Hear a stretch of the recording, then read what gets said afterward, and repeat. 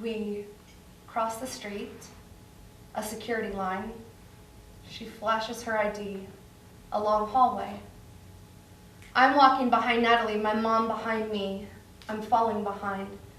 I'm falling behind. Where's Natalie? The military police stop me. I stutter. I don't know what to say, and even if I did, I don't fucking speak French. Natalie reappears. Natalie says, "Les victimes." The four of them immediately step back and bow their heads. One step, two steps in the courtroom, that's all it takes. Our eyes meet. Standing in the doorway, this bright smile. He welcomes me inside this tiny, narrow cafe. It's cozy and neighborhoody. There's a handful of people. They all seem to know one another. We walk to the bar. He orders me a drink. Clink, go the glasses and that bright smile. Door, guns, his cousin. My mom. We are in the middle. Me, Natalie, my translator, with his lawyer to the left at a desk in front of him, enclosed.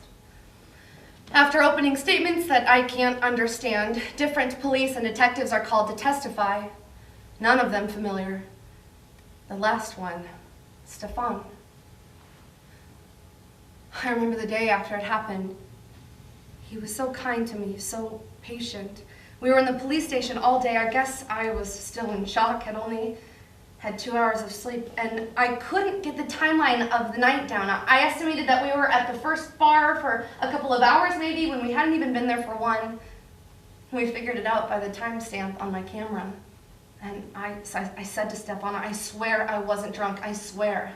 And he looked at me so sincerely and said, "I don't care if you were drunk. This never should have happened to you." He believed me from the beginning.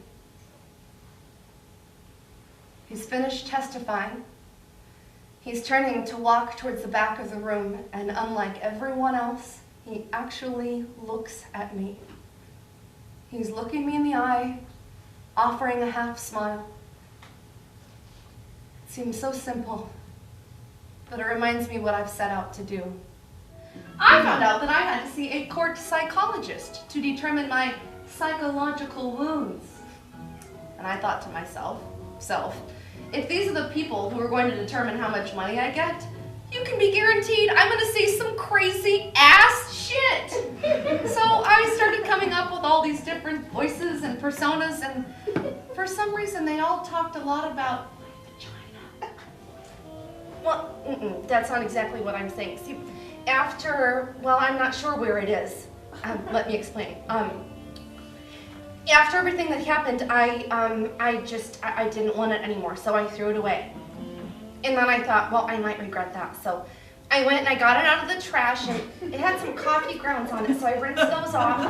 And then I think I set it down. I might have had a phone call or the doorbell, or I'm not sure, but I misplaced it. I lost it. It is like black darkness, seething in the yellow hole. No life will ever come from it again. My vagina is like a holocaust, bald with fleas, never to be fed again. But while we're on the topic of my vagina, it's performance art, so we have to say the word vagina a lot. Vagina! That was, you back there, that was good, but the rest of you, that was some weak shit. 1, 2, 3, vagina! Yeah! My vagina was like a CSI crime scene. I wondered if I could get fingerprints off of my ovaries. Over the past 7 years, I haven't always been on my game. I've scared off a lot of people. The event alone is a barrier enough without adding to it the choices I've made. Don't get me wrong, I'm proud of where I've come from. I'm proud of the work that I've done, the journey back, but I can't help but think sometimes, who would I be now? Who would love me now if this hadn't happened to me? For so long I have been not Sarah Jane, but victim, survivor, caught in constant turmoil. After all these years of waiting for the trial, waiting for myself, I will not wait any longer.